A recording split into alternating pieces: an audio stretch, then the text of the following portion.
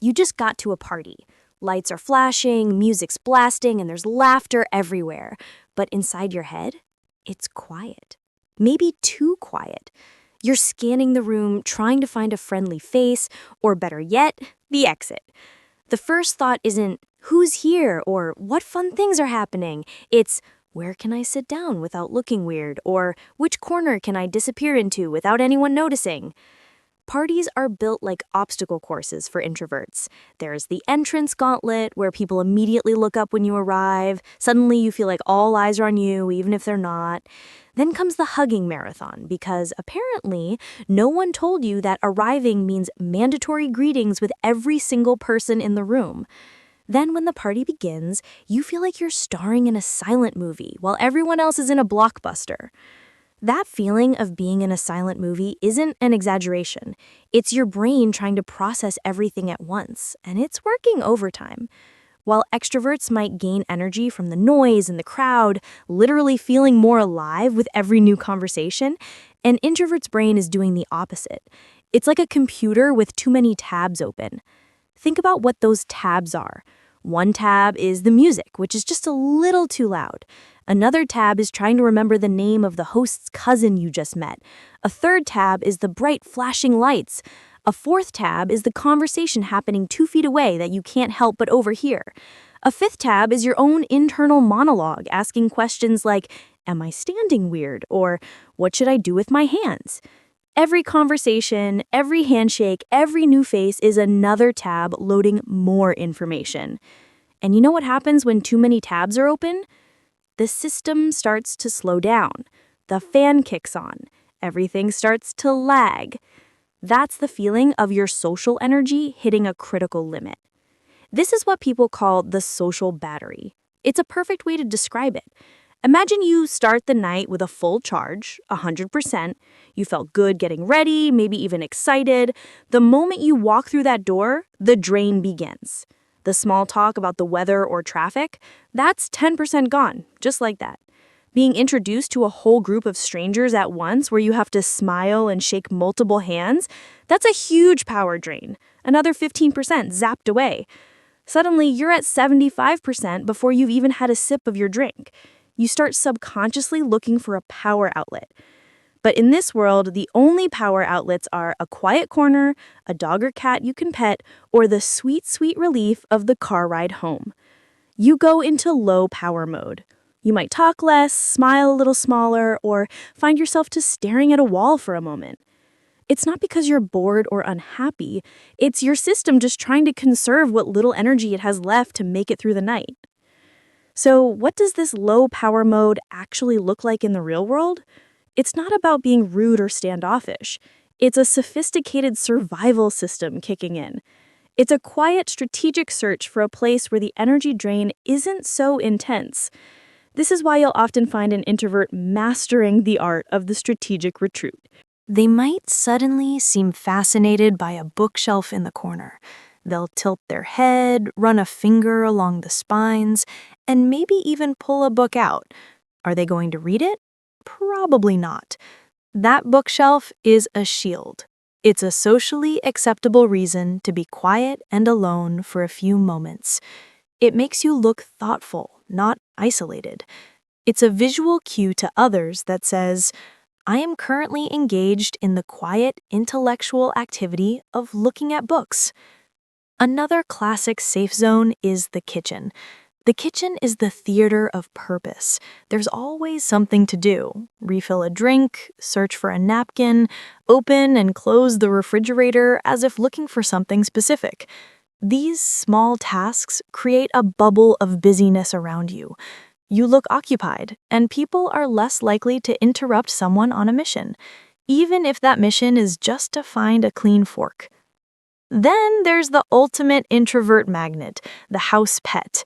That dog or cat sitting peacefully in the corner isn't just a cute animal. It's a social life raft in a sea of small talk. Petting a dog requires zero witty remarks. It's a calm, genuine connection that can actually recharge the social battery in small increments. While everyone else is navigating complicated social cues, The introvert is having a perfectly meaningful, silent conversation with the golden retriever who understands them completely without a single word. And if there's no pet or bookshelf, the introvert becomes a master of observation. They find a spot on the edge of the room and simply watch. They aren't judging, they're processing. They notice the little dynamics, the way people interact, and the ebb and flow of the party. They become the silent narrator of the event, finding a strange comfort in being part of the scene without having to be the center of it. Now, here's one of the biggest misunderstandings about introverts. People see the quiet person in the corner and think, they must not like talking, or even worse, they must not think they're better than everyone.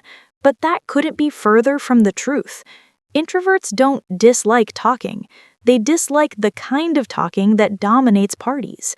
It's called small talk, and for an introvert's brain, it's like running on a treadmill.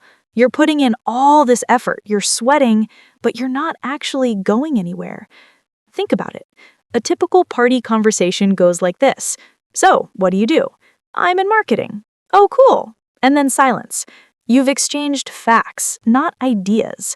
It's a script. You say your line, they say theirs. There's no real connection being made. For an introvert who craves depth, this feels incredibly empty. It's like eating handfuls of cotton candy. It's sweet for a second, but it has no substance, and it leaves you feeling unsatisfied. An introvert would rather talk for 30 minutes straight about one fascinating topic, like a strange theory about the universe, a movie you both love, or a personal project you're passionate about, than have 30 different one-minute conversations about the weather. They don't want to just know what you do. They want to know why you do it, what you love about it, what you learned from it. When that rare, deep conversation does happen, it's like finding a hidden charging station. Suddenly, the loud music fades into the background. The crowd of people disappears. The whole world narrows down to just you and this one other person. It's exciting. It's real. That kind of interaction doesn't drain the social battery. It actually recharges it. But parties are rarely designed for these deep dives. They are built for quick, shallow interactions across a wide network. So the introvert is left feeling like a deep-sea diver stuck in a kiddie pool, just waiting for a chance to explore something meaningful below the surface. Now let's talk about the food table strategy. For introverts, the snack table isn't just a place to grab chips. It's a lifeline. Hovering near the food means you look occupied, like you belong, even when you're silently recharging. Holding a plate of snacks is basically holding a social shield. It says, I'm busy chewing, don't mind me. But here's the funny part. Introverts at parties often feel like undercover agents. We scan the room constantly. Who looks safe to talk to? Which group seems too loud? Where's the exit in case of emergency? Extroverts see fun, we see a tactical map. And let's not forget the bathroom escape plan. Every introvert knows it. The party gets overwhelming, so you slip into the bathroom, lock the door, and just breathe. 2 minutes alone feels like charging your phone at 5% battery. You check yourself in the mirror, maybe scroll your phone, and give yourself a pep talk. Okay, we can survive another 20 minutes. And so, the night reaches its final stage. The social battery isn't just low anymore, it's critically low. At this point, forming a sentence feels like lifting a heavy weight. The desire to leave is no longer a quiet thought, it's a loud, screaming alarm in your head. This is the moment of the great escape. For an introvert, leaving a party isn't always a big announcement. The long, drawn-out goodbye tour where you have to re-engage with 10 different people is the final boss battle they just don't have the energy for. This is why the silent exit was invented. It's not about being impolite, it's a final act of self-preservation. It's choosing to save that last 1% of energy for the quiet drive home. So when you see them slip out the door without a word, it's not because they didn't have a good time, it's because their story for the night is over, just like that.